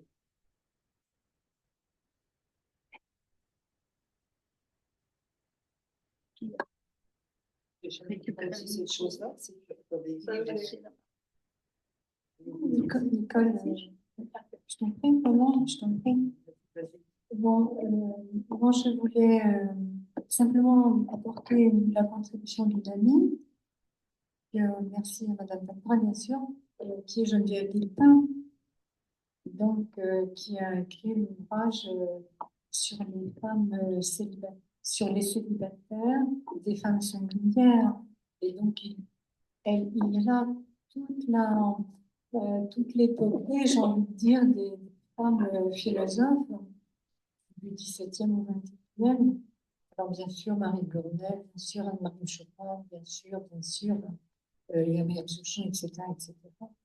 Et donc, c'est une stratégie de plus, celle que vous avez évoquée, oui, c'est-à-dire être célibataire, en fin de compte, pour pouvoir étudier, pour pouvoir créer de la philo. Oui. En fait, c'était dans ma seconde partie, ça. Non, mais bien sûr. C'est-à-dire l'affirmation de soi. Mais je ne l'ai pas dit explicitement, vous avez raison, et c'est très important, notamment dans le traité de Gabrielle Souchon sur le célibat volontaire, hein, ce qu'elle appelle la vie sans engagement, Tout à fait. où elle dit, au fond, dans notre société, le seul statut enviable, c'est veuve. Parce que veuve, on ne peut pas vous reprocher de ne pas avoir été mariée, de ne pas avoir tenté le coup avec un homme. Et puis maintenant, vous êtes plus âgé et donc on vous fiche la paix. Il ne faut pas être veuve trop tôt parce que là, on veut vous marier. Et vous avez peut-être la chance d'avoir un petit peu de bien à vous. Mais je suis tout à fait d'accord avec vous. Bien sûr, mais c'était le plaisir aussi de citer aussi l'occasion plutôt de rappeler le beau livre de Geneviève Villepin. Bonjour. Merci beaucoup pour votre intervention. Moi, je voulais revenir sur la discipline philosophique en soi par rapport à la question des femmes. Moi, je suis une ancienne étudiante de philosophie. J'étais comme je considérais que la philosophie était la discipline qui devait intégrer tout le monde. Et maintenant, je me demande dans quelle mesure, c'est une discipline très masculine, et dans quelle mesure elle n'est pas même incompatible avec la question des femmes, dans la mesure où elle prétend très souvent penser des systèmes universalisables, est complètement contraire à la question de l'expérience singulière. Et donc, moi, j'en suis arrivée à un positionnement totalement inverse de rejet de la philosophie. Et je me demande comment aujourd'hui vous pensez ça. Merci pour cette question très intéressante. En fait, il y a des manières de contourner votre rejet. Parce qu'il y a des gens, par exemple, en phénoménologie, des gens comme Camille Fradvo, qui travaillent la singularité du corps féminin, l'expérience du corps féminin, etc. Donc, je pense qu'il ne faut pas se détourner de la philosophie. Il faut l'investir par tous les moyens possibles. Ces femmes, elles ont philosophé, donc je veux dire, c'est nos mères. On peut pas abandonner la discipline parce qu'elle s'est masculinisée, sinon ça veut dire qu'on rend les armes. Donc moi, je pense qu'au contraire, il faut introduire la diversité. Et n'oubliez pas que de toute façon, il y a différentes formes de féminisme. On n'est pas forcément sur un féminisme universaliste ou vous voyez, moi l'auteur que j'étudie, c'est un cartésien, François Poulain de la Barre. Celui qui m'a amené aux femmes philosophes, je suis partie de Descartes. Après, j'ai découvert ce type et je me suis dit, tiens, comment on peut déduire le féminisme du cartésianisme. Sa démonstration m'a paru complètement convaincante et du coup, je me suis intéressée aux femmes philosophes. Voilà mon cheminement. Et lui, il est cartésien, c'est-à-dire qu'il considère que l'esprit n'a point de sexe et qu'au fond, on n'a pas à faire de distinction du tout.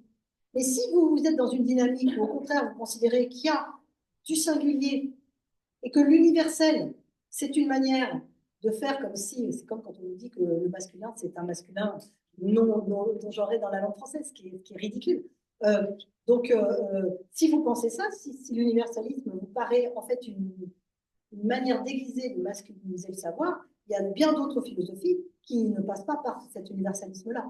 Donc, je pense que vous pouvez trouver moyen de vous approprier le domaine philosophique que vous avez tant aimé avec une réflexion sur le sexe, sur le genre qui soit féministe, sans problème.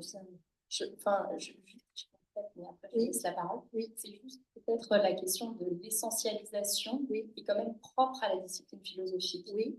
Le fait de dire justement la vie, la mort, alors c'est peut-être plus propre à la métaphysique qu'à la phénoménologie, par exemple. Et du coup, ça, dans quelle mesure parce que je comprends bien, il y a plein de philosophes femmes qui traitent de sujets du féminin avec une approche philosophique. Et sur ces grandes questions qui se veulent finalement très essentialisantes, etc., comment on les repense avec le féminisme d'aujourd'hui qui se veut situer? Oui. En fait, à toutes les époques, il y a eu une réflexion sur les points de vue situés. En fait, maintenant, c'est théorisé, c'est méthodologique, donc c'est plus clair. Mais il situe les femmes par rapport à leur classe sociale, par rapport au type de domination auquel elles sont soumises. Il dit bien que les hommes sont jugés partis, hein, c'est que donc ils ne peuvent pas comprendre les vécus féminins, etc. Donc, soit vous considérez que essentialisation, ça veut dire que dans la philosophie, il y a des concepts généraux. Ça, je ne vois pas comment on peut s'en passer. Mais c'est pas forcément, le concept n'a pas forcément à être masculin. Et la philosophie, le deuxième élément de réponse peut-être, c'est aussi penser le flux, les continuités. Enfin, je veux dire, il n'y a pas que des philosophes qui cloisonnent, il y a aussi des philosophes qui pensent la continuité, le flux, les passages de Montaigne sur le changement de sexe, sur le changement de genre, les passages de Poulain sur le fait qu'être efféminé, ça devrait être une qualité, non pas un défaut, etc. Pourquoi quand on veut décrédibiliser un homme, on dit il est efféminé? Pourquoi c'est pas une qualité? Pourquoi quand on veut créditer une femme, on dit elle s'est comportée comme un vrai homme, etc. Il utilise ces expressions et donc il pense la fluidité aussi du genre. Donc non, il ne faut pas désespérer de la philosophie. Alors, j'ai une question. Vous avez évoqué la dépression et la mélancolie. La mélancolie existe en tant que diagnostic. Je suis médecin psychiatre. Elle existe de nos jours encore. J'avais une question concernant les époux Boyle. J'ai lu qu'ils sont morts la même année, 1691. Oui. C'était une coïncidence? Ils étaient déprimé, C'est c'est un pas des suicide. époux, hein, c'est une sœur et un frère. Ils sont Ah, morts ils la sont même malades, année. Je sais pas pourquoi. donc en fait, ils C'est pas sont une morts de faute de- dépression. Il y a eu C'est pas une faute. Mais ça il faut vérifier, je ne sais pas. c'est peut-être une coquille, c'est ça? Non. Mais il faut se renseigner parce que là, à l'instant où je vous parle, je ne pourrais pas vous donner la Il n'y a pas eu réponse. d'épidémie. Mais quand j'ai évoqué la mélancolie, ce n'est pas au sens de la psychiatrie contemporaine, parce que la mélancolie au XVIIe, c'est lié à la théorie des humeurs, hein, la nuit noire. Donc c'est lié à Hippocrate et à Galien.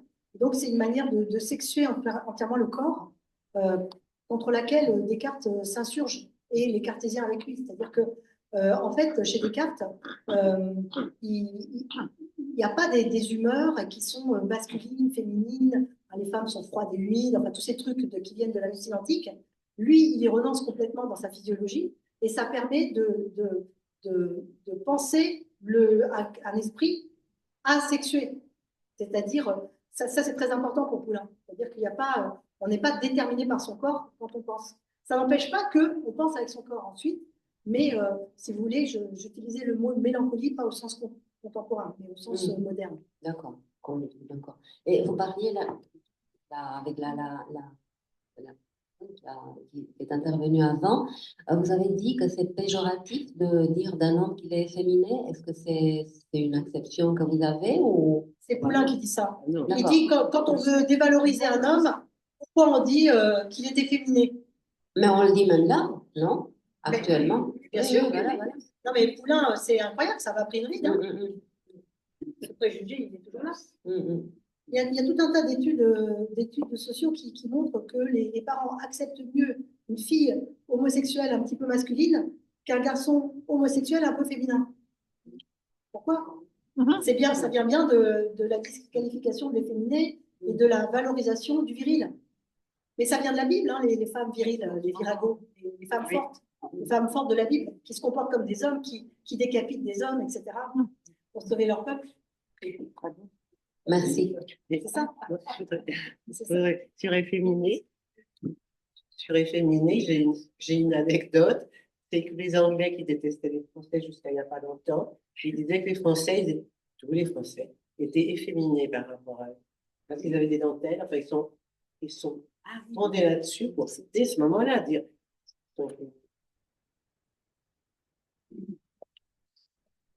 Oui, merci. Oui, merci de votre communication, c'est vraiment intéressant. Je voudrais apporter une précision peut-être que vous aurez sur l'histoire de Linda Timmermans. Vous connaissez son histoire? Oui, je connais bien. Parce que moi j'étais une collègue de Linda. Je ne l'ai pas rencontrée personnellement. Enfin, elle s'est suicidée quand même. Oui. Suite au fait que l'université ne l'a pas reconnue à valider son élection. Je suis en fait très voilà. Et commentaire d'ailleurs de ses collègues femmes, on ne se suicide pas pour ça. C'est quand même suicidé un mois après. Donc c'est quand même. Oui, c'est un destin tragique et elle nous laisse un ouvrage absolument extraordinaire. Palmarès, enfin, une palmarès sans critères, d'indications, etc. Et par rapport à l'outil, je ne sais pas si vous savez également, par rapport à parler de différences d'écriture concernant les femmes et les hommes.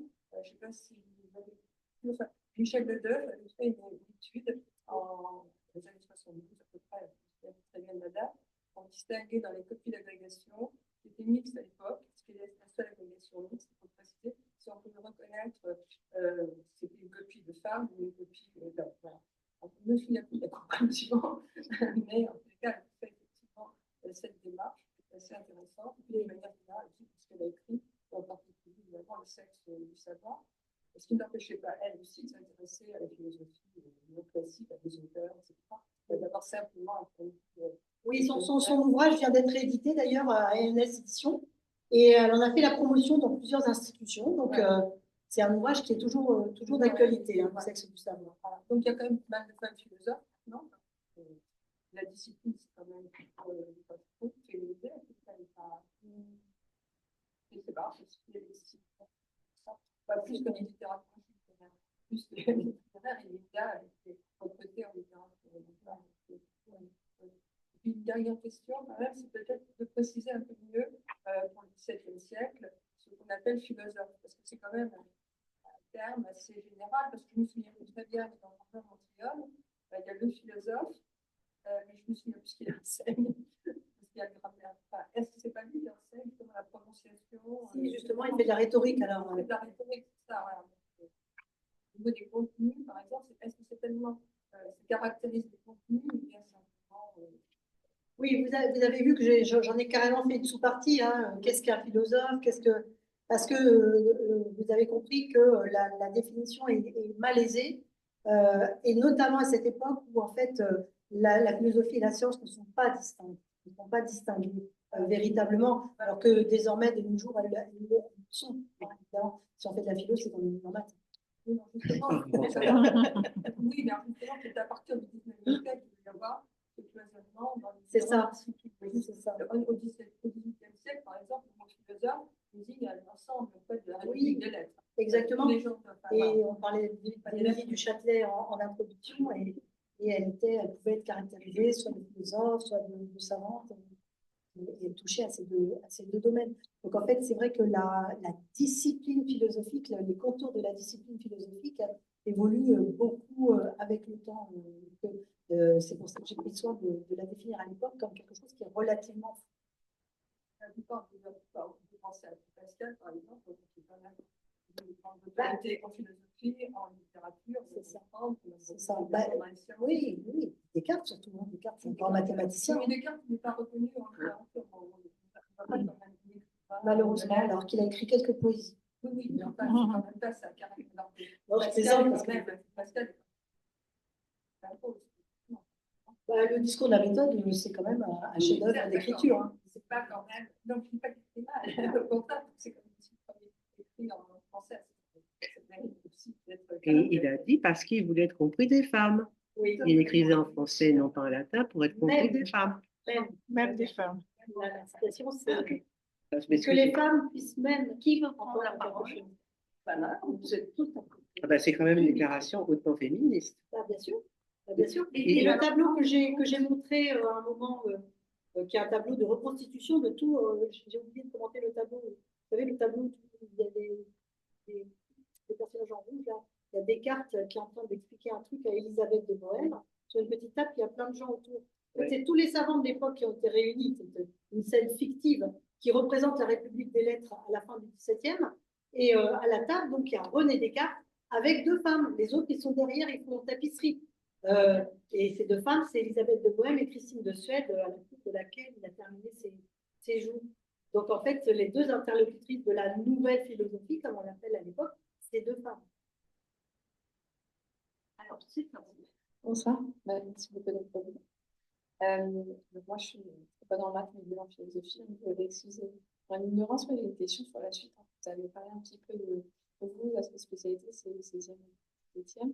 Vous avez parlé un tout petit peu au début, vous avez dit, mais après, ça a changé complètement pour les femmes. Et du coup, est-ce que vous pouvez nous dire en fait, ce qui se passe, c'est que à partir du XVIIIe siècle, le changement de modèle médical fait que, parce que jusque-là, en fait, c'était un modèle unisexe, c'est-à-dire que les hommes et les femmes, c'était la même chose, mais inversé. Donc, les ovaires, c'est des testicules, le vagin, c'est un pénis, etc. Et tout était inversé. C'est ce qu'on appelle le modèle unisexe, d'accord? Et ça permettait, donc, c'était mieux quand ça tombait à l'extérieur que quand c'était resté à l'intérieur. Bien sûr, les femmes restaient inférieures, mais c'était un modèle unisexe. À partir du XVIIIe siècle, et Rousseau en a un bon exemple, en fait, on pense deux natures différentes selon qu'on est homme ou femme. C'est vraiment deux choses différentes. Donc, on n'a pas les mêmes émotions, on n'a pas la même intelligence. Donc, si vous voulez, l'accentuation des inégalités entre les hommes et les femmes, elle a une source médicale, oui, avec la fin de ce modèle unisexe, d'accord? Et on le voit bien dans Émile, hein, la manière dont Émile est éduquée, la manière dont Sophie, qui va être sa compagne, est éduquée, c'est à pleurer, la différence. Elle est éduquée uniquement pour être sa femme et lui faire des mots, quoi. Et le servir, et l'entourer de toute son affection, son attention. Donc ça, c'est d'abord vraiment une différence médicale, et puis il y a une différence institutionnelle que j'ai soulignée, c'est-à-dire que les femmes, en fait, elles n'ont plus du tout de lieu d'expression et de transmission éventuelle de leur savoir. Et puis, il y a aussi, du fait de cette différence de nature entre les corps féminins et masculins, l'idée qu'il y a des sciences pour les femmes et des sciences pour les hommes. et que il y a les qualités entre les hommes et les femmes sont tellement différentes qu'il n'y a pas de point commun. Donc les hommes, c'est tout ce qui est l'intellect, et les femmes, c'est tout ce qui est le goût. Et donc c'est tout ce qui est lié au goût. Les femmes, et ça vient notamment de Malebranche, à la fin du XVIIe, un auteur que j'ai beaucoup parlé aussi, qui dit, en fait, les femmes, elles sont expertes dans toutes les petites choses. Donc si vous voulez savoir comment mettre votre cravate ou votre mèche, il faut demander à une femme. Mais par contre, pour la métaphysique, et donc en fait, ça c'est à l'origine de la critique de goût et de l'idée que donc tous les grands salons, la galanterie du 18e, donc les femmes, elles connaissent le savoir-vivre, et donc elles sont expertes dans tous ces domaines-là. C'est pour ça qu'elles ont droit aux sous-genres littéraires, les contes, un peu la littérature, etc. Mais les genres sérieux, c'est-à-dire la philo. Donc voilà, il y a une multitude de causes, mais en fait, ça se dégrade vraiment au XVIIIe siècle, par tout ce que je dis rapidement. Puis ensuite, en XIXe siècle, là, en philo, c'est l'horreur, parce que c'est le canon, l'instauration du canon, des manuels philosophiques. Et là, du coup, toutes les femmes ont disparu de ces manuels, alors qu'elles étaient dans les listes de Gilles Ménage, de Marguerite. Oui, je voulais poser la question bonus, c'était est-ce que vous voyez au XVIe ou au XVIIe siècle les signes de tout ça? Donc c'est la réponse est Malebranche, c'est ça, c'est lui qui fait le lien entre. Oui, bah c'est ce que j'ai essayé de décrire, c'est-à-dire il y a quand même une ambiance de misogynie savante, il y a des institutions non mixtes qui s'instaurent et qui deviennent productrices quasi exclusives du savoir, etc., etc. Et puis il y a des auteurs qui vont permettre la bascule vers l'affirmation de différences de nature entre les hommes et les femmes. Et Malebranche en est un bon exemple.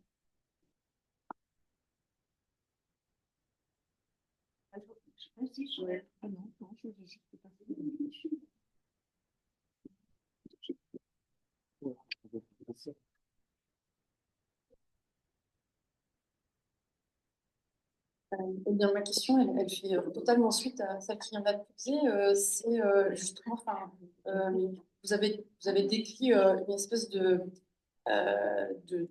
dégénérescence de la place des femmes à partir du XVIIe jusqu'au XIXe.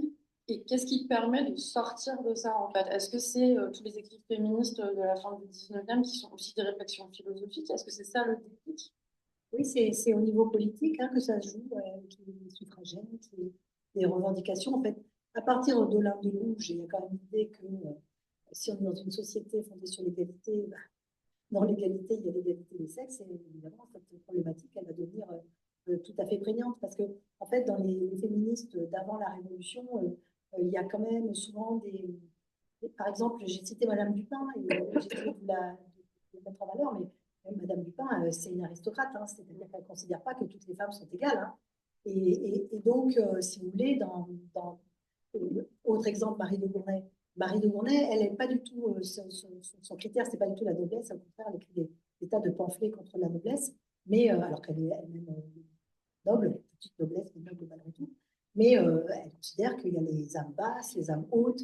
Donc, les proto-féministes, souvent, elles ont quand même des catégories qui ne sont pas tout à fait dans le schème égalitaire politique tel qu'on le connaît, et qui va monter au XIXe siècle, parmi les féministes du XIXe siècle, jusqu'au XXe siècle. Donc, je pense que là aussi, il y a un changement un peu de paradigme qui s'opère et qui explique que par le politique et par la revendication, notamment du droit de vote, il va y avoir une vraie bascule. D'accord, il me semblait qu'il y avait quand même des écrits aussi de femmes, enfin Flora Tristan ou Cathy Stanton qui, elles, pour le coup, oui, mais elles ont aussi elles parlent pas que pour les femmes aristocrates, elles parlent aussi pour les justement, c'est ce que je dis. Ah, excusez-moi, j'ai compris l'inverse. Ah oui, non. C'est-à-dire que avant la Révolution française, il y a quand même des choses qui ne correspondent pas tout à fait à notre schéma égalitaire. Il y a d'autres considérations qui sont des considérations de classe, notamment, etc. Et que les féministes du XIXe siècle, si ce sont des féministes et non pas des proto-féministes, c'est justement parce qu'il y a l'idée d'un mouvement de masse et une ampleur politique qui est différente. Ok. Et j'avais une autre petite question. Mais je ne suis pas spécialiste du XIXe, il y a certainement des gens qui pourraient mieux répondre que moi. Vous avez parlé du fait que les femmes philosophes, elles maîtrisaient pas les formes, en tout cas au XVIe, XVIIe, mais c'est pas quelque chose qui a toujours été le cas. Il me semble que par exemple, Hypatie d'Alexandrie, etc., dans l'Antiquité, c'est des femmes qui ont pu avoir accès aux formes, non? Alors, non, si j'ai utilisé le verbe maîtriser, je me suis mal exprimée. Ce que je veux dire par là, c'est que donc vous avez compris que les règles d'acceptation dans la République des lettres, les règles de publication sont tellement contraignantes pour les femmes que voilà, il y a différentes stratégies pour les contourner ou les faire siennes. Et donc, ce qui est parfois un peu décevant, un peu difficile quand on étudie ces femmes-là, c'est qu'on n'a pas des gros traités publiés par un vrai éditeur, etc. On a une espèce de manuscrits qui peuvent partir un peu dans tous les sens, on a des correspondances. C'est ça que j'appelais formes alternatives. Ça n'empêche pas qu'il y ait certaines femmes qui, malgré tout, aient publié des vrais traités. On parlait de Gabrielle Suchon, elle a écrit 2 énormes traités qu'elle a fait éditer avec son argent et qui font des centaines et des centaines de pages. Hein. Donc, c'est pour dire que si on veut faire un panorama complet du champ philosophique à cette époque, il faut s'intéresser à des formes minoritaires, des formes marginales auxquelles on n'est pas habitué quand on fait de la philo, parce que quand on fait de la philo, on a la critique de la raison pure ou le discours de la méthode comme modèle, et que souvent les écrits féminins, ils ne rentrent pas dans ces catégories-là. Voilà. Mais souvent, hein, pas toujours. Oui. En fait, ma question, c'est c'est juste parce que j'ai eu l'impression que c'est... Donc, c'était pas ma question. En fait, ma question, c'était est-ce que ce fait de devoir s'intéresser aux femmes minoritaires, c'est spécifique du 16e et du 17e, parce que, par exemple, à l'Antiquité, elles maîtrisaient les formes académiques. Voilà, c'est ça. Ah oui, d'accord, j'ai compris. Ben non, je pense qu'on connaît tout autant peu les femmes philosophes antiques que les femmes philosophes modernes. C'est la même problématique. On a très peu d'écrits, on n'a que des échos, etc. Donc pour moi, il y a rien qui a changé. Simplement, ce qui est intéressant, c'est que avec ce qu'on appelle la querelle des femmes au Moyen Âge, commencent les listes matrimoniales. Donc on redécouvre qu'il y a eu des philosophes dans l'Antiquité, parmi les premiers temps du christianisme, etc. Et donc à partir du moment où on les consigne, on a moyen de les redécouvrir. Il n'y a pas de différence pour moi entre les philosophes antiques et les philosophes modernes de ce point de vue-là. Pardon. Merci. Je vais juste ajouter un point sur le 19e et sur le 20e, c'est qu'il ne faut pas oublier la lutte pour l'éducation des filles, et que tout le 19e siècle, jusqu'au moment où le bac enfin intègre pour les filles les 2 disciplines reines, intègre enfin les 2 disciplines reines dont vous avez parlé, à savoir la philosophie et les mathématiques, enfin, on était en 1924. Donc, à partir de 1924, quand les filles à l'école et dans les lycées, puisque va suivre toute la mise en place d'établissements où elles vont pouvoir apprendre la philosophie et les mathématiques, là, effectivement, elles vont apprendre le canon, elles vont apprendre les normes, elles vont apprendre comment on s'insère dans des sociétés savantes, dans des institutions, etc. Mais ça va encore prendre énormément de temps. Et c'est pas fini. Et ça n'est pas fini. Et la phrase de Gournay, c'est une femme qui parle, ça vaut aussi pour les écrits, c'est-à-dire que c'est vraiment difficile de se lancer dans un processus d'affirmation de soi au XVIIe siècle, parce que vous allez vraiment prendre des coups de partout. Hein. On va vous traiter de pédante, ridicule, etc. On connaît la pièce de Molière, c'est ridicule. Donc en fait, il faut quand même avoir les épaules larges, parce que si ces femmes recourent à l'anonymat, c'est aussi pour pouvoir continuer à publier sans être décriées et au regard de tous. En fait, il n'y a rien de pire que la pédanterie féminine à la fin du XVIIe, dans les mœurs, dans les règles de la bienséance dont parlait Paulin tout à l'heure. Le pire, c'est la pédanterie féminine. Et dans ses traités, il en parle longtemps en disant « Mais moi, je préfère quelques pédantes à tout un groupe de savants. » Et le personnage, dans son dialogue sur l'éducation des dames, le personnage qui représente les misogynes, il dit il n'y a rien de pire que d'avoir une femme pédante. Enfin, toutes les pièces de Molière, c'est ça. Les 2 pièces sur les femmes, c'est vraiment le mari va être ridicule si sa femme est savante. C'est marrant, ça, comme idée, quand même. D'avoir une femme savante, c'est ridicule pour un homme. Tu peux redonner le micro Il y a une autre question. Nicole, tu peux redonner le micro Nicole. J'ai demandé la parole avant de la Alors, je souhaitais d'abord vous remercier à 2 égards. D'abord pour votre conférence très stimulante et aussi pour votre excellente édition de Poulain de la Barre qui m'a été très utile parce que j'ai travaillé sur Louis Dupin Super. dans ma thèse et j'ai édité parallèlement à Rebecca Wilkin dont vous avez parlé, j'ai édité les manuscrits de Louis Dupin.